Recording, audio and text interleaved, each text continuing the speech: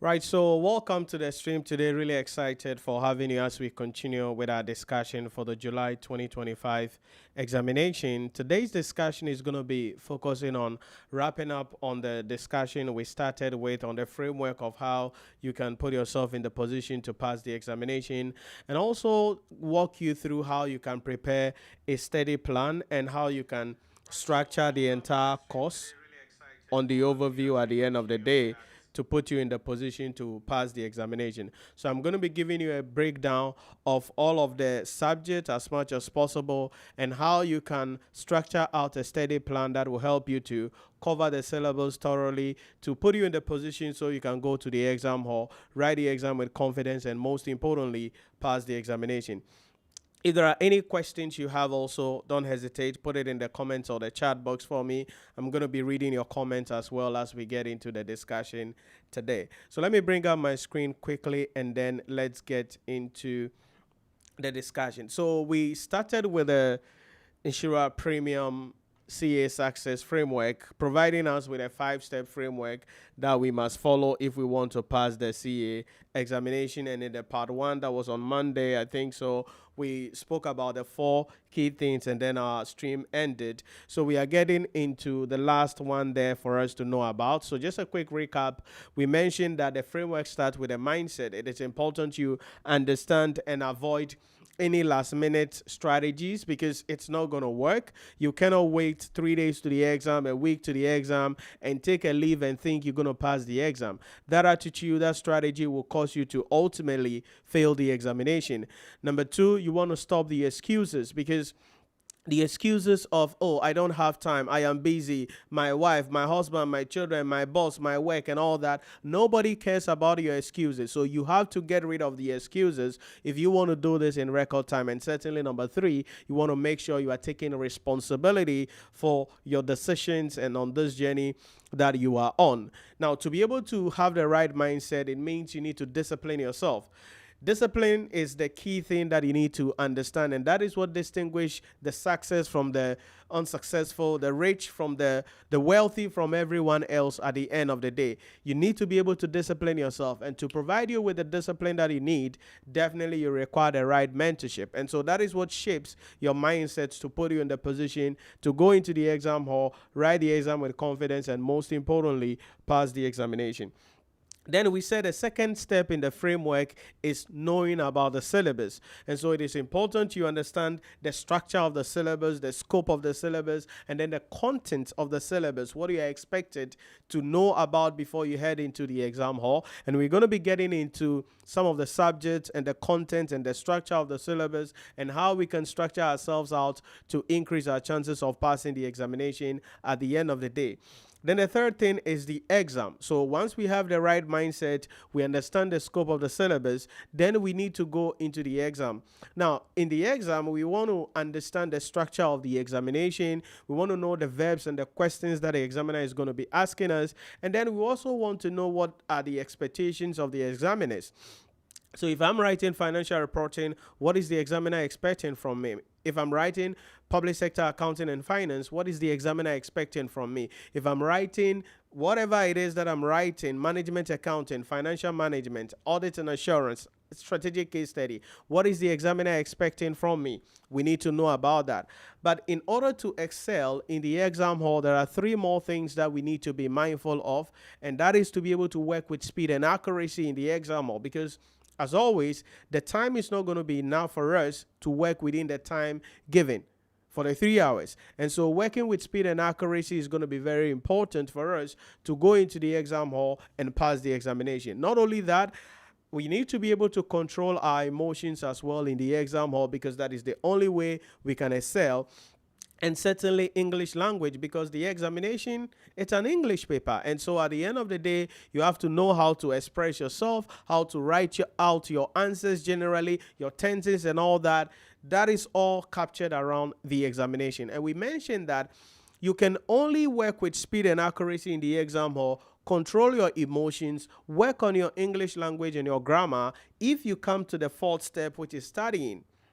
And so in studying, you want to identify your peak time. And we mentioned that your peak time is the time where you are of your best self, right? Mentally, emotionally, and spiritually, you are in alignment. All right. So you cannot close from work and you are tired and now you are opening book to study. No, it's not going to happen that way. You cannot be thinking about the bills and pick a book and say you're going to learn and it will stick. Nothing is going to stick. So you need to know your peak time. Then number two, you need to have a steady plan. Okay, you cannot get up and say, oh, today I have financial reporting. Then you pick the financial reporting book. Then you ask yourself, what am I studying?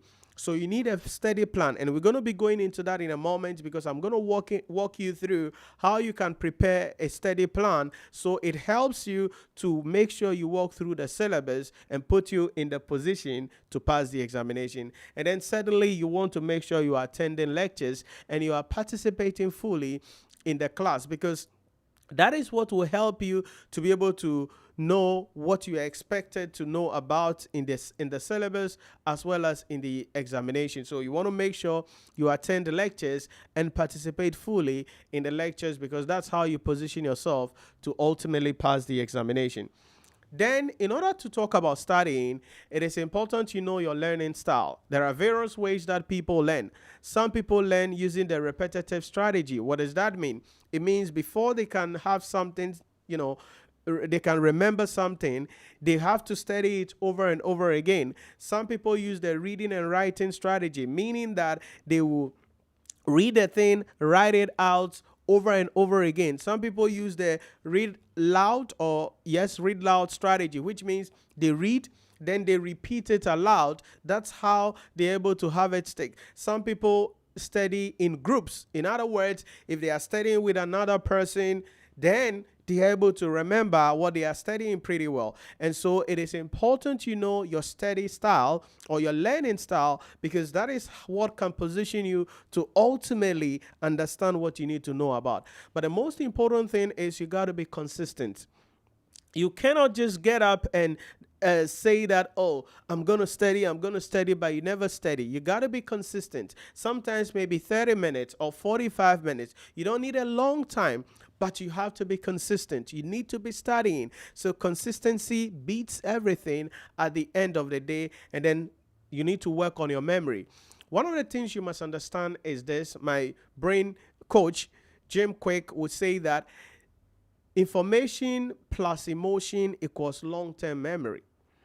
So if you want to really have long-term memory about something, you want to attach emotions to it, because that's how you are able to remember a lot of the things that happens in your life. Many of the things that you remember, it's because of the emotion that you felt, you had. So for instance, maybe you were involved in an accident, or there was a fire outbreak, or there was something, and you can narrate it verbatim, word by word, frame by frame, and you can talk about everything. You can remember everything if you are calm. Why? Because of the emotion that you had and what you feel about the event. And so if you want to study, you want to remember the things that you are studying, you want to attach emotion to the thing that you are studying. So you cannot be studying just abstract. You cannot just see this as, oh, management accounting or accounting standards. There are a lot of things here. How can I remember all of these? You must mix that with emotions. And I'm going to be providing you with some blueprints as we proceed in the discussion. And that is what we mean by studying. So in the 5-step framework, you need to have your mindset right. You must know the syllabus. You must understand the structure of the examination. Then you must study. Then the 5th thing in the framework is what I refer to as the goal. What is the goal generally at the end of the day? What is the goal generally at the end of the day? Number one, why do you want to, become a chartered accountant? Why you? Okay, why now? Okay, why do you want to become a chartered accountant now? And then when do you want to finish this? When do you want to finish this? I've met a lot of students who tell me that, Nhyira, I should have done this thing long time ago, but I wasn't able to do it. Why? Because, something else came in and it derailed them a little bit. And so now they are like, There's a lot of pressure. Maybe earlier they were not married. Now they are married with children, or maybe they were not having much work at their disposal, but now they have a lot of work at their disposal because they are a C-level executive or something like that. And so there's a lot of pressure on them. My question to you is this: what is your goal? Why do you want to become a chartered accountant? Why now? Why now? Is there something pushing you to be able to become a chartered accountant right now? And when do you want to become a chartered accountant? I mentioned this in the first session that you can become a chartered accountant now under the structure of the ICAG syllabus in a year. If you are starting from, say, level 2, in a year you should be done in 1 year. Even if you are starting from level 1, let's give you grace. Within 2 years, you should become a chartered accountant. Is it difficult? No. Is it possible? Hell yes, it is possible. So what is your goal? Why do you want to do this? And when do you want to finish? I know you're going to tell me that, Nhyira, I want to do this as early as possible. But my question is, are you disciplined enough? Can you pay the price? Are you willing to work hard? That's the thing. So in order to work on your goal and bring that image clearer, there are 3 things I want you to be mindful of as you work on your goal and talk about that. The first thing that I want you to think about is this: that you cannot take forever to do this. Okay? You cannot take forever to do this. You can't take forever. You must give yourself a deadline that, hey, I'm going to finish this in the next 1 year. And you are willing to go the extra mile. You see, dreams are free. Okay? There is that song. You've heard it. Oh, dream as big as the ocean. Yeah, you can dream. But the dream is not going to be achieved. So you can sit there and say, oh, I want to finish this in the next 1 year. I want to become a chartered accountant. In the next 2 years, I want to become chartered accountant. But can you work for it? Can you discipline yourself? Can you get a right mentorship? Will you be a student to be able to do what it is that you have to do? Because there are many people who have dreams, who have aspirations, who will tell you, I want to do this thing. But you look at their attitude, their reactions, their behavior, the way they carry themselves, and you realize that they are doing opposite of what they said their dreams are. You cannot take forever. I say this all the time. Yes, I've heard people, they are like, oh, I've been on this journey for 10 years, over 10 years. Now I'm a chartered accountant. Glory be to God. Yeah. Glory be to God. We can praise God for that. But that doesn't excite me. What excites me is somebody who comes and within a year, boom, they are gone. Somebody comes in less than 2 years, boom, they are gone. Because success is not measured in the achievement. Success is measured in time. So if somebody takes a year to do something that you took 10 years to do, that person is more successful, more experienced, less emotional pressure, less money, less disgrace, less shame, less trauma than you are. And so you want to do this in record time. You cannot take forever. What does that mean? It means that you cannot waste time. Okay? Do not waste any time. You cannot waste time. Again, what is the goal? I know you want to become a chartered accountant. When do you want to become a chartered accountant? Nhyira, as early as possible. Okay, then you cannot waste time. So every moment of your day, every moment of your life, until you achieve the goal, you have to be asking yourself, what I am doing right now, is it taking me to my dream? What I am doing right now, is it taking me to my goal? Because you cannot waste time. And this tied up to the first thing about your mindset, having discipline. To your mindset, avoiding excuses. Because sometimes people are like, oh, I'm going to learn tomorrow. Oh, I'm going to learn next week. Oh, there is this new movie. I got to watch the new movie. Oh, there is this new program. I have to watch the program. You cannot waste time. It's not possible for you to waste time because that is not the right thing you have to do at this point of your life. Because again, you cannot take 10 years to be on this journey. It's not right. You cannot do this 5 years. It's not right. You can do it in a year. You can do it heck in 2 years. That's the maximum you should take. Is it possible? Yeah. Is it doable? Yeah.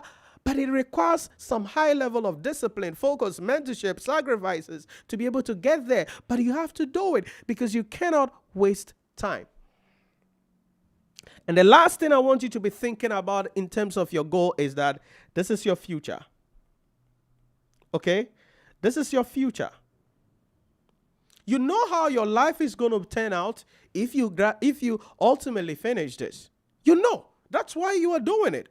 Some of you want to become consultants, right? So you want this certification. Some of you want promotion, so you want this certification. Some of you want to become managing partners for the various accounting or audit firms that you are working for. And you need this. So your future depends on it. When do you want it? There is no future anywhere. There is no tomorrow anywhere. Because when tomorrow comes, it is called today. So what you have is today. And this is the Nhyira Premium's 5-step framework for CA success. If you get your mindset right, you stop giving yourself excuses, you avoid the last-minute strategies, and you take full responsibility for your life and discipline yourself through mentorship and make sure that you understand the structure of the syllabus pretty well. Put yourself in the position that you familiarize yourself, put yourself in a simulation so you have an understanding of the examination and make the time necessary to study with the right strategy, with the right mentorship, attending lectures, having a study plan, discipline yourself, then your goal can be achieved. So my question back to you is this. When do you want to become a chartered accountant? Why do you want to become a chartered accountant? You cannot take forever for this thing. Again, I am not here to tell you it's okay. No, it's not good. It's not good. Don't let anybody deceive you. Oh, the ICA exam there, you have to keep writing. You have to keep writing. One day, by the grace of God, you will become a chartered accountant. That is absolute foolishness. This thing is not like you just keep writing. No, you must adopt a strategy and do it in a record time. Because success is not measured in the achievement, success is measured in time. And you don't have time to waste. Your promotion is on the line. Your future is on the line. Some of you have literally suspended some parts of your life, all because you have to become a chartered accountant first. Some of you have suspended marriage, childbirth, traveling, doing other projects, doing other assignments, taking on other responsibilities. Why? Because you have to be a chartered accountant before. Why the heck should you put your life on hold for that long for something? If you're putting your life on hold, it should be 1 year. Or at most 2 years, you are done with this thing, then you can enjoy life. You cannot take 10 years to do ICA. You cannot take 10 years to do ACCA. You cannot take 10 years to do SEMA. Why would you want to do that? And so if you want to succeed, pass the examination in record time, do this and do it well, this is the Nhyira Premium CA Success Framework. If you can follow this blueprint and discipline yourself, you can pass the examination. Because 99.9% of the time, you know why you are failing the exam. You know. You're not studying. You're not disciplining yourself. You are not involving yourself in the program that you're doing. But you cannot take responsibility. You keep blaming people. Oh, ICA is difficult. Oh, the question is loaded. Oh, look at the structure of the question. Oh, the time is small. Nobody cares about your excuses. This is not your house. This is not your family. Okay? This is not your place. You have only one responsibility. This is the question. Provide an answer. Let's get the heck out of this place. That is all you have to do. So your excuses, nobody cares. Because your opinion doesn't matter here. It hurts to hear such things, but that is the reality at the end of the day. It hurts to hear such things, but that is the reality at the end of the day. Because in life, your views doesn't matter until you are in that place where you can influence policies. For now, have the right mindset. Know the syllabus. Understand the examination. Make time to study. And know this is your life. Have a goal and do this in record time. If you can do that, I can guarantee you, you will put yourself in the position and most importantly, pass the examination. Let me know any questions for me in the chat if there are any questions. Something you want me to pick my brain, you want me to share my thought on, you can put it in the comment or the chat for me. I'm seeing some comments coming up. So if there are any questions you have, put them in the comment or the chat for me. I will be able to provide you with some answers here. Let's see, what do I have? Patrick Sima. Oh, what the heck? Okay, so please, the difference between Sima, ICAG, ACCA, which one should I go for? It's not about which one should you go for. It's about what is your goal. Okay? It's about what is your goal. So Sima is management accounting. Okay? So if you want to be a management accountant, right? Then you are going for Sima UK. You want to be a management accountant. Sima UK. Right? That's the idea there. ICA and ACCA are the same things.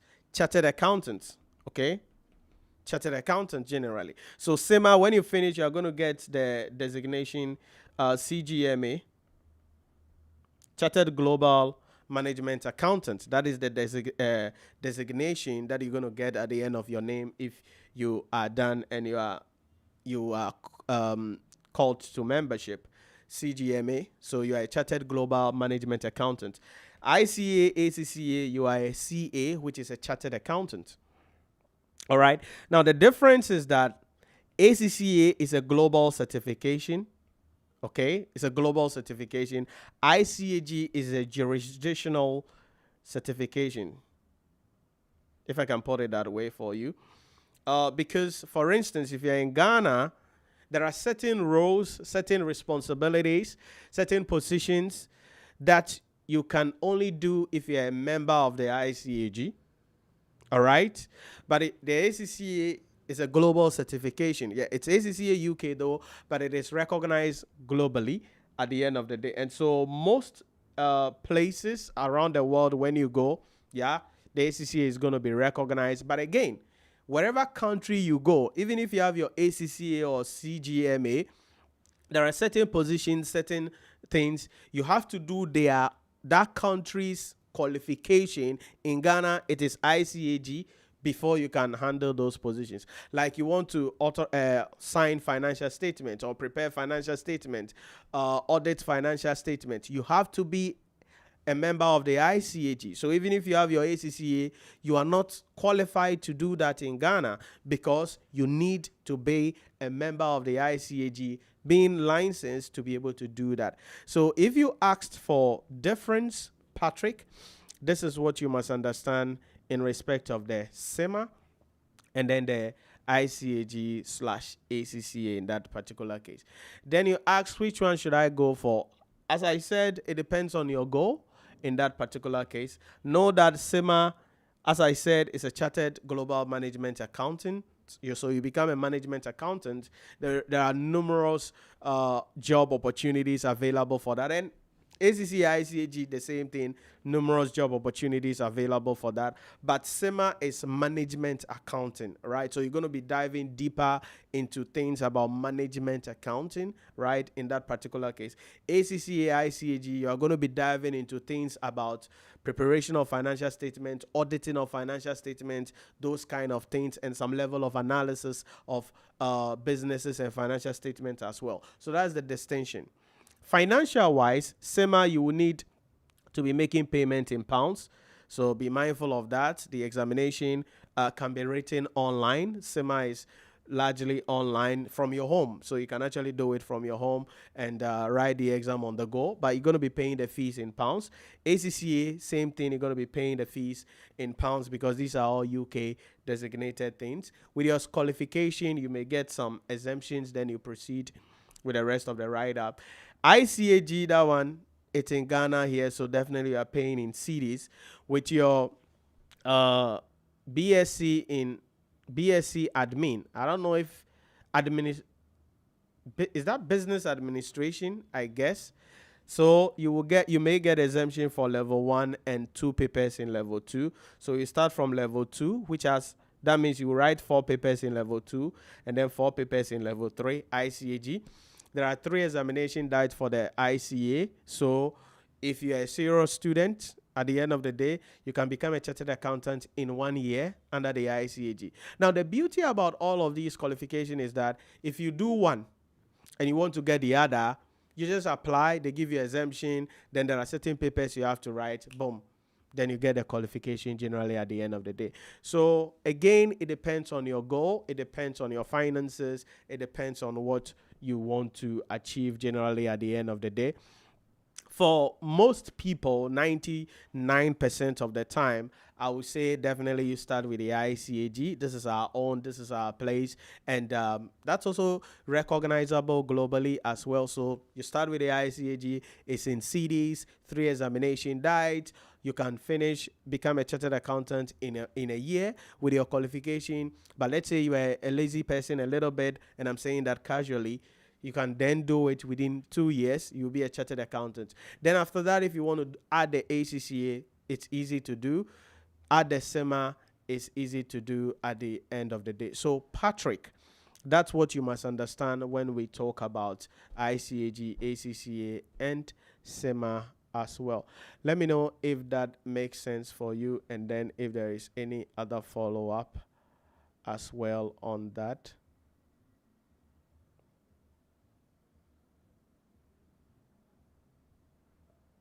In that case. All right. So one of the things that we mentioned in the framework was studying.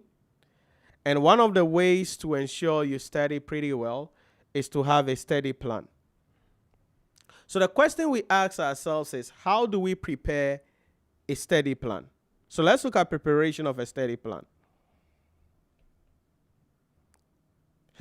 Now, please, it's not like you are preparing a study plan, then you throw it away, and then, you don't follow it. You have to follow the study plan, right? It's very important. You need to follow the study plan. It's very important in that particular case, all right? So, how do you prepare a study plan? In the first place, what is a study plan? I think I mentioned this in the session 1 of our discussion.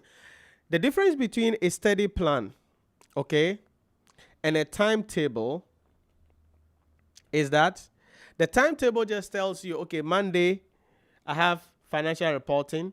Tuesday, I have corporate reporting. Wednesday, I have this. That is your timetable. But the study plan gives you details or breakdown of how everything is supposed to be done. So in order for us to prepare the study plan, the first thing, there are a couple of key tips that we need to put in place first. Number 1, we need to identify what time can we study. Okay? So what are the time available? And as I say always, you want to study at your peak time. So what's your peak time? And this is going to vary from everyone based on your schedules, your work, and all those things. But what are the time available? What's the time available? So throughout the week, what are the days and time available that you can sit down and study realistically? Please don't make this bulky. Don't make it too ambitious. Don't make it too huge. Be simple, be realistic. You are a human. You have life. Some of you are married. You have children. You are working. So be realistic enough. But what is the time available for you? Okay, so you have to know it. So if it is whatever, Monday, okay, maybe you have Mondays, whatever. Maybe you have 6 p.m. to 8 p.m. Okay, okay, that's your peak time. Or maybe you have Tuesdays and you have whatever, 4 a.m. to 5:30 a.m. It depends, but you have to identify your time. Number two, how long can you study? Or how long must you study? This is very important to me because I tell my students this, it is not about how long you study, it's the quality of the studies. Stay with me carefully here, because there are some people who think that, oh, sitting behind a book for 5 hours, for 3 hours, for 2 hours means they are studying. No. Even if it is 30 minutes, you want to have quality time. So how long must you study? It's about quality time. So is it 30 minutes? Is it 45 minutes? Because remember, this time, there will be no distraction around you. Okay, so number one, what is the time available, your peak time? Number two, how long must you study? Now remember, when studying, you have to apply what we call the Pomodoro technique. Okay, the Pomodoro technique. Now the Pomodoro technique is where you are breaking your study time into 25 or 30 minutes. What does that mean? It means you study and after 25 minutes or 30 minutes, you get up. And then you go freshen up, walk around a little bit, meaning you take a break. Then you come back. Another 25, 30 minutes, you get up. Another 25, 30 minutes. That's what we mean by the Pomodoro technique. So if you have 2 hours to study, right? 2 hours to study. It means you study at 30 minutes, you take a break of 5 minutes or so. Then you come back. Do another 30 minutes, you take a break of 5 minutes. Then you come back and come and do your last 30 minutes, you take a break of 5 minutes. Now remember, that break you are taking is not for you to go on social media and start doing things on social media and get distracted. No, that break is just for you to walk around, take a fresh air as much as possible, to be able to allow your lungs to breathe properly at the end of the day, get water to drink or something like that. Just to relieve yourself. And then and the reason why the Pomodoro technique is important and it works a lot is because you are then tricking your brain to become fresh after each break.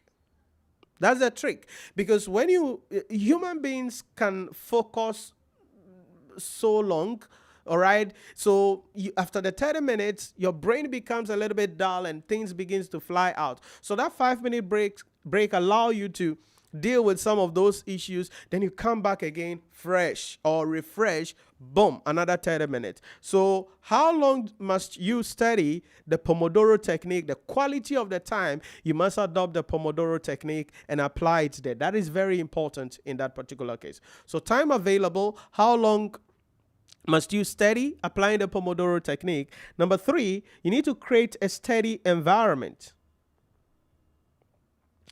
You need to create a steady environment. Listen to me. This is important. You cannot get up and be studying on your bed. That's not a place for you to study. You cannot say you are studying when the TV is on, when people are running around in the background. That's not how you study. So you need to create a quality, steady environment. A quality, steady environment. What does that mean? It means that you must have a dedicated location for studying. Because again, that's how your brain works. That's why psychologists sometimes, if people are suffering from having sleeping problem, they tell them, hey, make sure you don't have any electronic gadget, TV, laptop, or anything in your bedroom. Right? So that when you get to the bedroom, your brain is going to switch that, hey, this place is for sleeping. And the same thing happens psychologically when you create a dedicated, steady environment or steady location. What it means is that immediately you get to that zone, it could just be a small corner in your room. Maybe you live in a single room, porch or single room self-contained or whatever the heck you live, just a dedicated spot. So that when you get there, your brain is just going to switch that, hey, listen, where we are at, it's time to study. It's time to study. No social media, no distraction, no calls, nothing. So we create dedicated location. Very important in that particular case. Then you want to have a desk at your study area, because you always want to sit straight, sit upright when studying. You cannot slouch and like that and be studying. It's not right. It's not possible. So you need to sit straight, because you see, posture is key to memory. Okay? Posture is key to memory. Your ability to be able to retain what you are studying and remember, your posture is key. And there are some postures that are attentive postures. That's why you cannot sit on your bed and say you are learning, because the posture on your bed is not learning. Your brain is shut. So you may be lying to yourself thinking you are reading, but nothing is going to stick. Why? Because that posture doesn't stimulate your brain to study. But if you have a dedicated location and you have a dedicated desk, once you sit on that desk, you sit up straight, posture, that is going to make you attentive, alert, to be able to read what you are reading very well, focus very well, in order for you to put yourself in the position to understand what you are studying. So you must create a study environment, a quality study environment, dedicated location, have a desk for proper posture, and number 3, you need to eliminate or remove any distraction. So you eliminate distractions from your study location. When studying, your phone cannot be with you. If your phone is with you, it's on focus mode or do not disturb mode or whatever the heck mode. Distraction. The TV cannot be on and you say you are studying. People cannot be making noise, jumping around like that, then you say you are studying. It doesn't work that way, sister.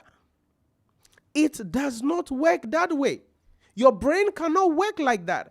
One of the dumbest things people think is they can multitask.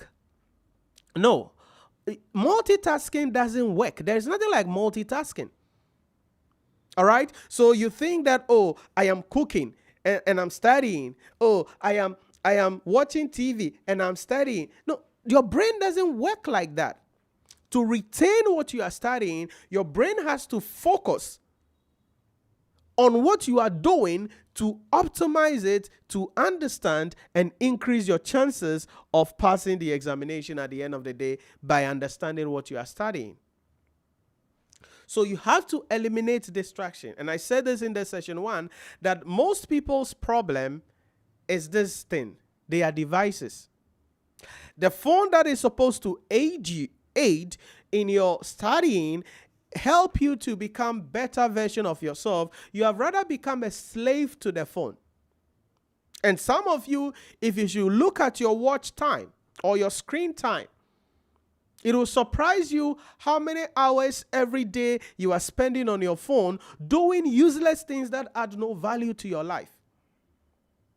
But you need a steady environment with has a dedicated location, proper posture, very important, and you have to eliminate all distractions. So number 1, time availability. Number 2, how long are you going to be studying? The quality of the time, applying the Pomodoro technique. Number 3, it's going to be the study environment. Number 4 is having notes. Listen, if you are studying, you have to be taking notes. You see, one of the things you must understand is that to really increase your chances of understanding what you are doing, you must be involved in it. So you cannot just say, I am studying, then you pick the book, then you are reading. And some of you, when you are reading, you do something like this. You block your jaw like that, and then you are reading. No, you have to be taking notes. You have to be taking notes. You have to be taking notes. And that is important. And in note taking, there are a couple of techniques that I want you to pay attention to. Number one, and this is from my brain coach, Jim Quick. Number one is to forget. Forget about the things that you think you know in respect of the subject. Because some of you, when you are studying, this one I know already. Wait, dear minim dada. This one I understand already. Now, immediately you tell your brain that what you claim you are learning or what is being taught, you know already, your brain will shut. But when we go deeper, 99.9% of the time, you don't know anything. So what you think you know, you don't know. What you think you understand, you don't understand. So even if what you are reading, what you are learning, what you are listening to, you have an idea about it already, you have to pretend as though you don't have any idea about it. Very important. Very important. Then, second, you need to be able to ask yourself questions. Okay, this thing that I'm learning, how does it apply? Okay, the application of what I'm learning. This thing that I'm learning, how will the examiner ask questions about it? So put yourself in the shoes of the examiner. Now, if you look at what we are doing here, it means that you are involved in what you are studying. So you're not just sitting there, chalk your jaw like you are thinking for the world. You are engaging what is going on. So whatever you are studying, you are finding out, okay, how does this apply? How would the examiner ask a question about this? What are you doing? You are building that knowledge. So ask questions. Very important at the end of the day in that particular case. Then the third thing you want to do is to learn to teach.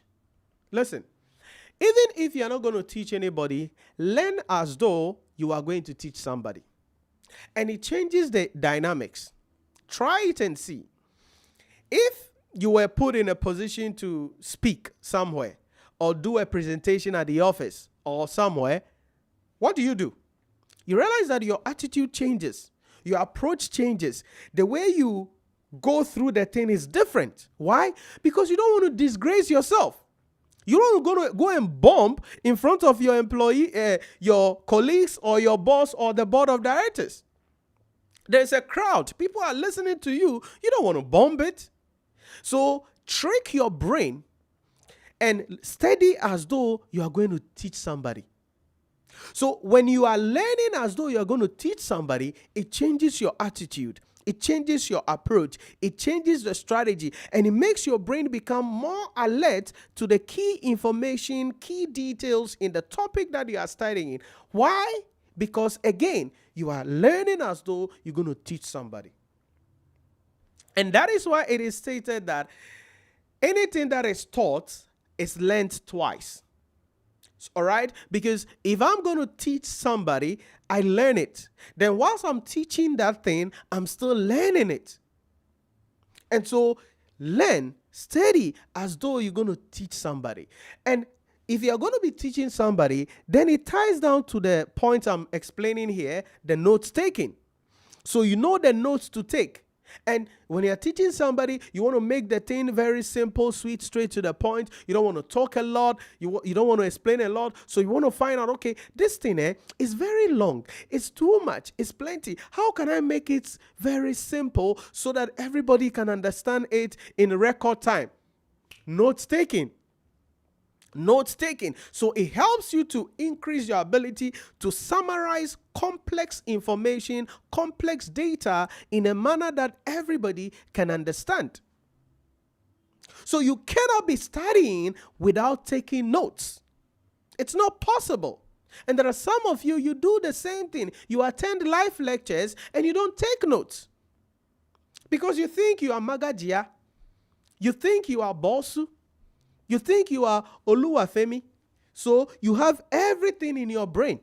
You think you can remember and recollect everything. No, you are just smoking. You are just deceiving yourself. So if you want to increase your memory, increase your understanding, increase your retention rate, when studying, take notes. No matter what it is, forget about what you know already. Yeah, what they are teaching, what the lecturer may be talking about, maybe you did it in your first degree or you did it in an MBA class, but don't shut your brain. Open yourself up. Ask questions. How will this be applied? How will the examiner ask this question? Then number 3, study as though you are going to be teaching somebody. It's very important. It's very, very important. And then the last thing is you need to be active. Okay? Actively engage in what you are doing. Now, this requires discipline. Okay? It requires discipline. Because you see, as you are studying, thoughts are going to be flying in your brain. All right? Because that's how your brain is. Your brain doesn't need permission to fly a thought into your brain. It just comes. So maybe you're learning now, all of a sudden, you remember what your boyfriend did to you. Or you remember what your girlfriend did to you. Or you remember an experience you had at work.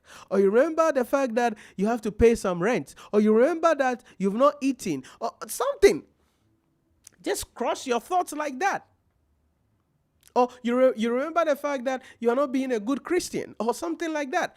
Cross your brain like that or mind like that. You need to discipline yourself to say, hey, listen. Yeah, I remember what my boyfriend did to me. Yeah, I remember the broken heart my girlfriend gave me. But for now, let it go. I will have time to think about that. Boom.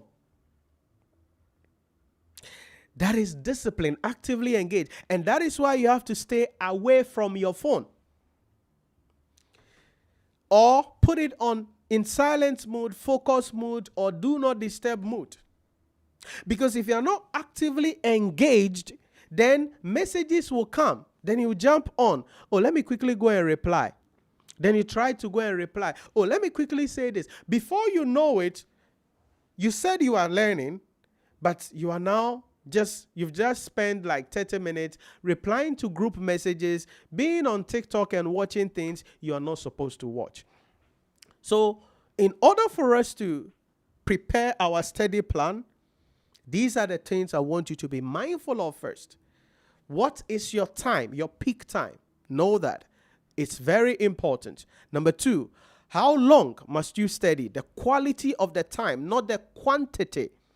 And this is where you're going to be applying the Pomodoro technique. Break your study time into 25-minute cycles. Then create a study environment. Don't study on your bed. Have a dedicated location. Have a desk there and remove every limitation or distraction. And then number 4, you have to take notes. Don't study without taking notes. So get a notepad. I tell my students every time about this. Get a notepad. It could be a diary or maybe you have an iPad or something like that. But every time you are studying, you want to be taking notes. And when you are taking the notes, you have to apply this particular technique. Forget about what you know about it. Ask questions, interrogate it. Study as though you're going to teach somebody what you are learning. And then suddenly, actively engage what you are doing. These are the tips that we must understand in order for us to successfully execute the study plan at the end of the day in that particular case. So time,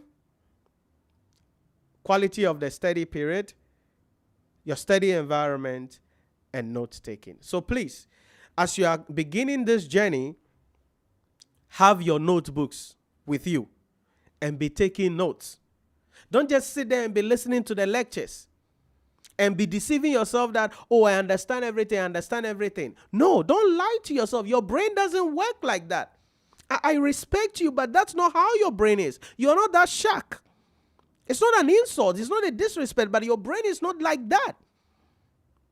Okay, you can't sit down for a 3-hour class and not write anything and think the 3-hour lecture is in your head. It doesn't happen like that. So you have to be actively involved, taking notes. Now, once we get these right, we can then come to the preparation of the actual study plan. Now, I'm going to show you a sample of a study plan here. This is a public document available. It's an ACCA document, so it's publicly available in that case. And so this is a sample of what we have here in that regard. And so we're going to be having the days on top there, as you can see. Now, certainly, as I said, you may not learn from Monday to Sunday. Please be reasonable, okay? This is not like, oh, I'm doing something. Don't stop lying to yourself. Be realistic, but challenge yourself. So if you can't do Monday to Sunday, whatever the heck days you would do it. That's why we said time available, your peak time. Your peak time. So once you know your peak time, all right, we're going to be having, when are you going to start studying? When are you going to end? And you could see every week what is there, and then the main activities that you are going to be undertaking generally in that particular case. Now, what it means is that, as I said, you don't say, oh, Monday, from 9 a.m. to 10 a.m., I'm learning financial reporting. No, that's not what you do. So let's say you are writing financial reporting. You have to break down the financial reporting into the key areas that you need to understand. So let's say you are writing financial reporting. So when it comes to the financial reporting, what are the key areas we have to be mindful of? The first area in financial reporting that we have to be mindful of are what we call the theory areas, or what I call the theory areas. And this includes things like ethics, the conceptual framework and regulatory framework, the IFRS foundation, governance. Okay, these are all some theory areas. Number 2, we come to the accounting standards, the IFRSs. Number 3, you come to the single entity financial statement. Number 4, you come to the evaluation of the financial statement. Okay. Number 5, you come to the consolidated financial statement. But stay with me. Because when it comes to the IFRSs, you have to even further break that down. Because you cannot just write on your study plan IFRSs. No, you have to break down the IFRSs. And so when it comes to the IFRSs, what are the IFRSs that we need to understand? It depends. But we can talk about the non-current assets IFRSs, which will include IAS 16, property, plant, and equipment. IAS 23, borrowing cost. IAS 20, government grants, okay, accounting for government grants and disclosure of government assistance. IFRS 5, non-current asset held for sale and discontinued operation. Then I can bring IAS 40 here, investment property. So these are like non-current asset accounting standards. Okay, but connected with these non-current accounting standards are some other accounting standards, such as IAS 37. That is provisions, contingent liabilities, contingent assets. Okay, IAS 37, provisions. Then we can talk about IAS 38 or 36 first, impairment of assets. IAS 38, intangible assets, right? Then we can bring in IAS 12, income tax. So what are you trying to do? You are getting a breakdown of the accounting standards. You are getting a breakdown. So in your study plan, you're not just writing there, oh, today I have IFRS. What kind of IFRS are you studying? What IFRSs are you reviewing? Are you getting the idea? So that's what's happening here. So the non-current asset accounting standard and the one that are connected, also we have IAS 21, effect of changes in exchange rates. Then from these, we come to the connected accounting standards. There are 3 of them that are connected with each other, like IFRS 9, financial instrument, and then IAS 32. So IFRS 9 is financial instrument recognition and measurement. IAS 32 is financial instrument presentation. That is for dealing with compound financial instruments when an entity issues convertible loan notes. And we have IFRS 7, financial instrument disclosure. So when it comes to financial instrument, there are 3 different accounting standards there. Then we come to IFRS 16, which is leases. Then we come to IFRS 15, revenue from contract with customers. So these 3 standards are interconnected, interrelated. We have to know about them pretty well, because when it comes to leases, for instance, leases, when we are dealing with sale and lease back, that is where IFRS 15, revenue from contract with customers, where performance obligation is satisfied, then we can recognize revenue. And then the IFRS 9 financial liability will come in that regard. And so these are connected standards that we need to be mindful of in that case. Then there are some of the other standards that you still have to be aware of as a financial reporting student, and that is IAS 2, inventories, IAS 41, agriculture, IAS 8, accounting policies, changes in accounting estimate and errors, IAS 10, events after the reporting period, IAS 33, provisions, contingent liabilities, and IAS 33, that's earnings per share. And then we come to IAS 24, that is related party transactions. And so in the preparation of your study plan, yes, the theories, ethics, conceptual framework, the IFRS foundation and how standards are set, and then governance. That's the theory area, 20 marks waiting for us in the exam hall. Then you come to the standards area, right? So what are the accounting standards? These are the accounting standards. So on your study plan, the days that you're going to be having IFRSs, you are going to be listing what IFRS you are looking at on the study plan. That is what we are talking about here. So it's not like you are having a blank event coming up. No, you're going to list specifically what IFRSs you are looking at. And these are some of the IFRSs that we need to understand in that particular case when it comes to this. Now, the reason why the IFRSs are important is because we will have a dedicated 20-mark question on the IFRSs. Then the single entity financial statement preparation, there's a dedicated, all the footnotes are accounting standards for the most part. Then even under the evaluation of financial statement and consolidated financial statement, we may be required to apply the accounting standards. Okay, we may be required to apply the accounting standards. And so you must understand the accounting standards. And this is the breakdown of the accounting standards. The non-current asset ones, the ones that are connected with those non-current assets that we need to be mindful of, the 3 standards that are connected with each other, and then the other ones that we have to be mindful of. Then you come to evaluation of financial statement. Now, even when we come to evaluation of financial statement, there are types of questions that the examiner can set.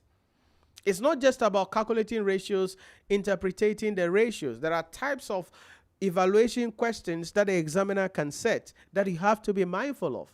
In some cases, the examiner will ask us to calculate and analyze the ratios. In other circumstances, the examiner will calculate the ratios for you or present you with a calculation, and the examiner will ask you to just write the analysis. Then we have the vertical analysis. We have changes in business. Sometimes the entity has acquired a business during the year, which means we are comparing a consolidated financial statement to a single entity financial statement. Other times, the entity had disposed of a business. And so we are comparing a full business which was there last year as against part business because a portion of the business has been disposed of in the current year. That's a question. Or we will be given financial statement plus footnote for us to adjust the financial statement. Then we can now calculate the various ratios. So even when it comes to that 20 marks area, evaluation of financial statement, in addition to the theories there which include limitations of ratio analysis and the reasons or objectives of ratio analysis, we must understand the type of questions that the examiner is going to be bringing up when it comes to the ratio analysis, and that is the evaluation of financial statement part.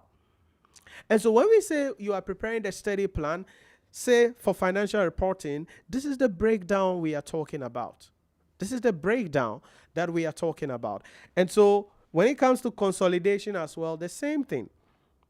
In consolidation, you must make sure you understand the basic principles. When it comes to consolidation, how do you calculate goodwill? How do you determine group structure? How do you calculate the value of NCI? How do you deal with intra-group trading? All of those things are there. You must understand them generally in that particular case. And then even the structure or the type of questions that the examiner can bring. Sometimes the examiner can bring a parent and a subsidiary. Sometimes he can bring a parent, a subsidiary, and an associate.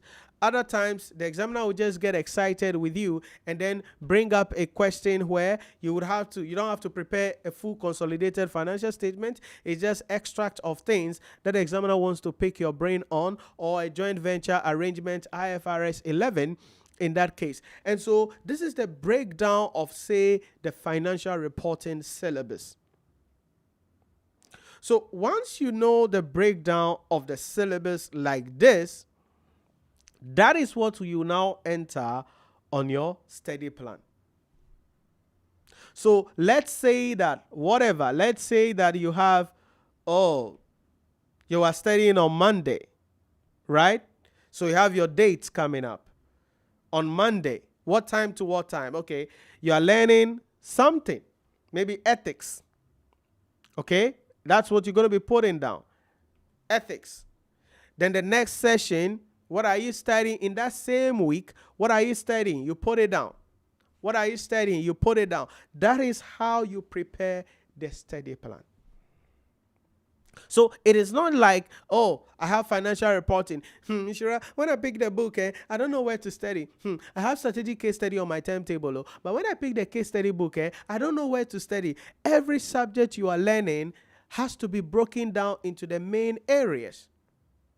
That is why I mentioned you must know the syllabus. Because if you know the syllabus, then you know the breakdown. That is why I mentioned you have to attend lectures. Because if you're attending lectures, then your lecturer is going to be telling you the breakdown of the syllabus, so you know exactly what you are supposed to focus on and what you are supposed to expect in the exam, or just like what I have done here for financial reporting. So you know, okay, these 4 theory areas I have to be mindful of. There is even IT there. Okay, some IT issues a little there in that particular case that we need to know about, 20 marks. Then the standards. What are the standards? Okay, hey, it's a lot. We don't care about your excuses. Again, you got to get rid of the excuses. It's not a lot. The standards are interconnected and they have a lot of relationship with each other. And if you learn them like that, you are guided like that, it's going to be much easier for you. And that is how you prepare a study plan.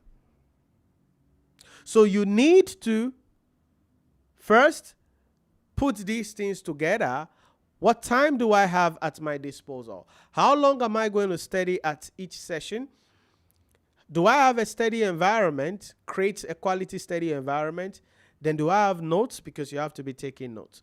Once you do that, whatever subject you are writing, get a breakdown for that subject.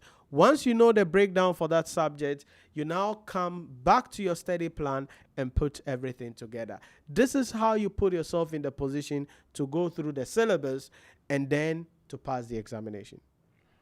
So you realize that you cannot do this overnight. Do you understand it? You can't do this overnight.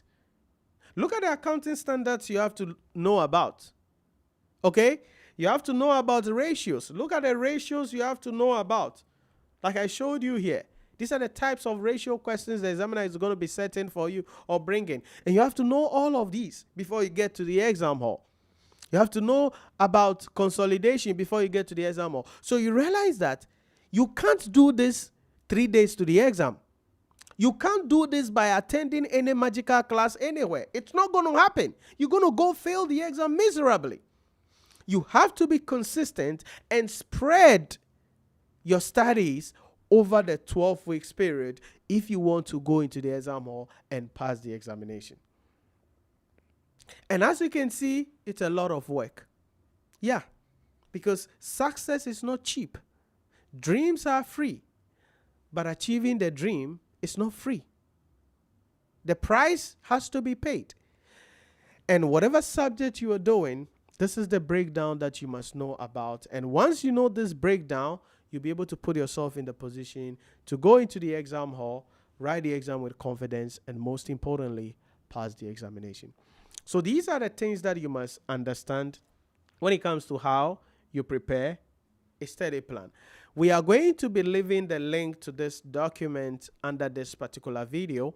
So the second link under this particular video, we will leave this document for you to download, and then it will serve as a guide for you on how you prepare a study plan. Because as I said here, this is a public document. So you see this, for instance, you see the breakdown.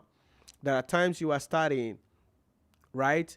You're just studying, but putting the breakdown of the things that you are studying in that particular case. Other times you are going to be solving questions. You are going to be solving questions. Again, it depends on what you are doing, the time that you have available. So if it is a 12 weeks journey, then this is a 12-week plan, how you go about it. But it all depends on your ability to discipline yourself. There are people who prepare the study plan but wouldn't have the discipline or the time to follow through it. Because it's one thing to have the dream. It's another thing to make the necessary sacrifices to make that dream a reality or to bring that dream to life. And that is what you must be aware of and you must understand if you intend to pass the examination. And that's what you need to know about. So what is the key takeaway here? Yes, as we mentioned, make sure that you are aware of the 5-step framework. Get your mind right. Understand the syllabus. Know what you are going to be doing in the exam hall. Study and know why you want to do this. Have a goal. But beyond that, you need to prepare a study plan. Before the study plan, know your time. Know how long you want to study. Have a study environment. Take notes. Then after that, break down the syllabus, the subject that you are studying, and get a breakdown for each of the subjects so that you can now put that on your study plan so that you know, okay, I'm studying from this time to this time, and I'm studying public sector accounting and finance, but I am studying a certain topic in public sector accounting and finance. That way, your studies become easier for you and you'll be able to have the confidence to go into the exam hall, write the exam, and most importantly, pass the examination. Again, you don't have to take 10 years to become a chartered accountant. You don't have to take forever to become a chartered accountant. With the knowledge we have now, with the expertise available, with the guidelines available, with the mentorship available, with the structure of the ICA examination, if you discipline yourself very well, within 1 year, you should be able to finish this thing and go away with your life or move on with your life. Or within 2 years, you should be able to be done with this generally at the end of the day. Remember that our registration is ongoing for the July 2025 examination. So you can register to start studying with our previous videos. Our platform is the best platform that you can get when it comes to the ICAG studying. Why? Because we have summary videos on all of the topics, discussing the basic principles and concepts that you need to understand. So with just the summary videos, you can finish and go through the syllabus in record time. Then you start exposing yourself to questions to put yourself in the position to pass the examination. So you get access to the summary videos exclusively in our mobile application, either on the Google Play Store, you can download it, or the App Store or the Google Play Store. You can download the Nhyira Premium mobile application and get access to these videos. and also get access to our full lecture videos covering everything in the syllabus. So you can actually start studying now with our summary video, with our full lecture videos, even before our live lectures, which is going to be starting on the 7th of April, 2025. And you can send us a message on WhatsApp. The number is below the screen there, 050-114-9296, 050-114-9296. If you have any questions, and you'll be assisted so you can be on this journey. We can guide you, provide you with the mentorship that you need so you pass the examination in record time. I say it as always, with the knowledge we have now, the expertise we have now, the structure of the ICA examination, if you are willing and you discipline yourself, you should be able to go into the exam hall, write the exam with confidence, and most importantly, pass the examination. Thanks for watching, and I'll catch you in another episode as we continue with our discussion for the July 2025 examination. Bye-bye.